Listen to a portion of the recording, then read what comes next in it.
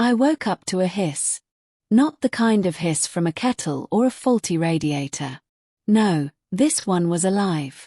Wet, close. I blinked through the haze of sleep, instinctively reaching for the pistol I kept taped under the cot. But when my hand moved, it brushed against warm skin. Soft. Too soft. I shot up like I'd been electrocuted. There, sitting on the edge of my bunk aboard the Gravemind 7, was a girl. Not human, not exactly. Pale lavender skin that shimmered faintly in the dark. Wide, luminous eyes like liquid starlight. And her hair, if you could call it that, drifted in the zero-G cabin like threads of silver fog. She was wrapped in nothing but a metallic sheath that clung to her like mist.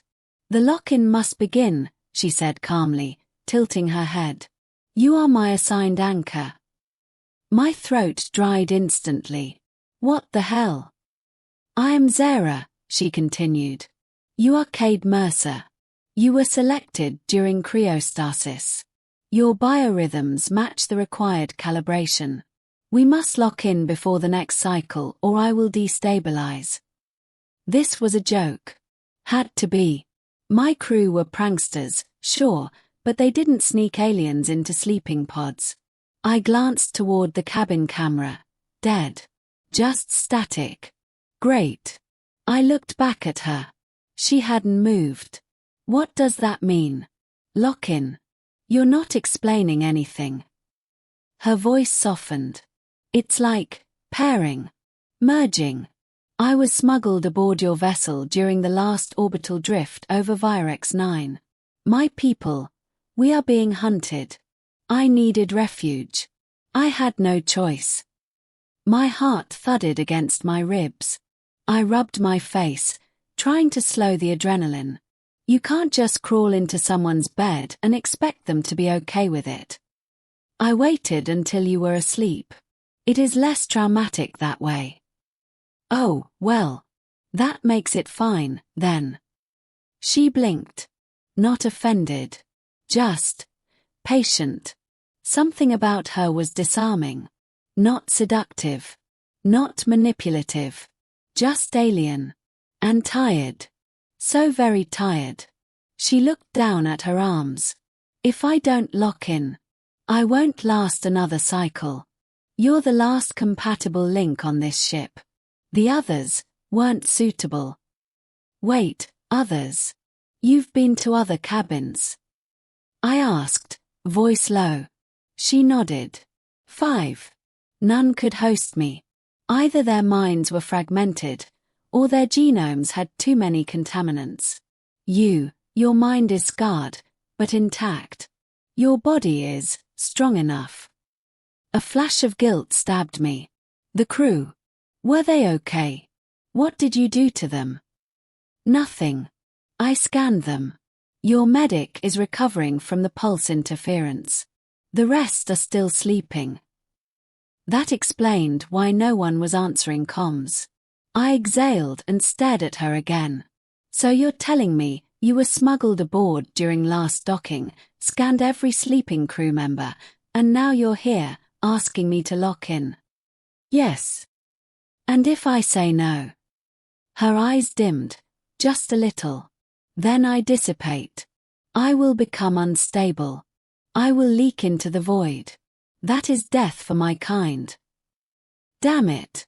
The lock-in began an hour later. I didn't say yes. Not outright.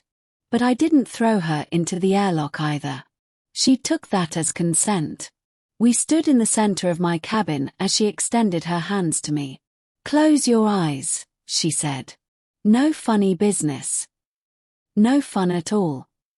That last part, oddly, made me trust her. I closed my eyes. I felt her fingers touch mine, delicate, cold, and humming.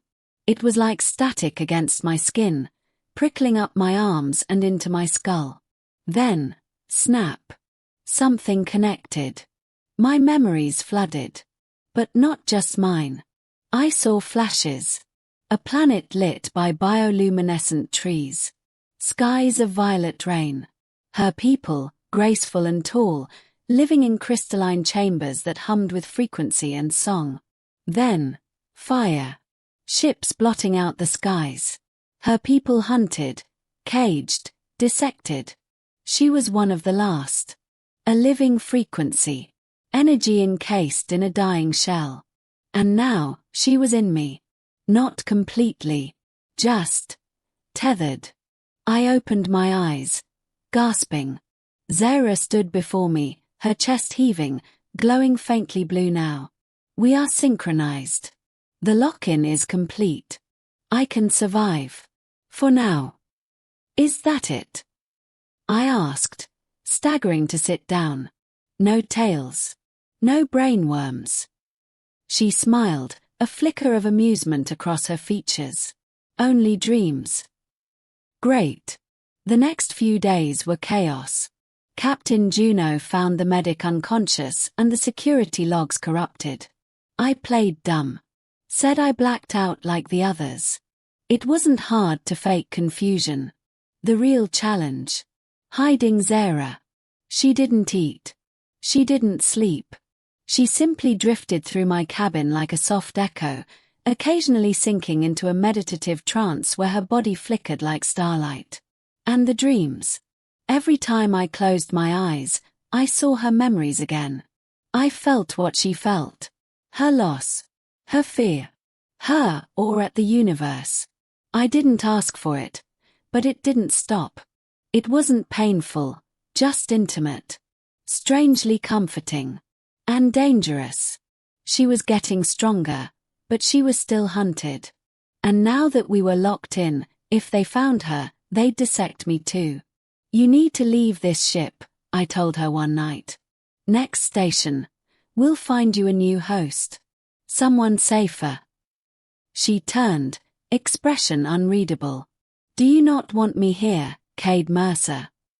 I didn't want you here in the first place. That is not what your dreams say. That shut me up. Because she was right. The ship was headed toward Harkin Station, a trade hub crawling with bounty hunters, smugglers, and worse. If she disembarked there, odds were she wouldn't make it past the docking bay. But if she stayed, they'd find her. And me. We were nearing the orbit zone when the ship sensors lit up. 3 unknown vessels. No IDs. Stealth-grade armor. Weapons hot. Boarding party incoming. Someone shouted over the comms. Too late. The ship rocked violently. Alarms blared. We were being docked by force. And I knew they were here for her. Zeyra appeared beside me, almost vibrating. They followed my frequency signature. I tried to mask it. I failed. We can still get to the cargo chute, I said, grabbing my gear. There's an escape pod in the service hatch. She didn't move. Zeyra, let's go. She looked at me, then placed her hand on my chest. You must terminate the link. Sever me. I thought that would kill you. It will. But not instantly. I can lure them away from you. Burn out in deep space. You'll be safe. No. It's the only way. No. I shouted, grabbing her hand. You slipped into my life without asking, you hijacked my dreams, invaded my mind, and now you think you get to choose how it ends. Tears welled in her strange, glowing eyes. I won't let you die, I whispered. We didn't run. We merged. Fully. She flooded my mind, body, and nervous system. The pain was unbearable, but it was over in a blink. When I opened my eyes again, everything was sharp. I saw through walls. I heard the approaching soldiers' footsteps 3 decks down. I could taste the electricity in the ship's wiring. She was in me. And I was something else entirely. The doors burst open, and I moved. Too fast.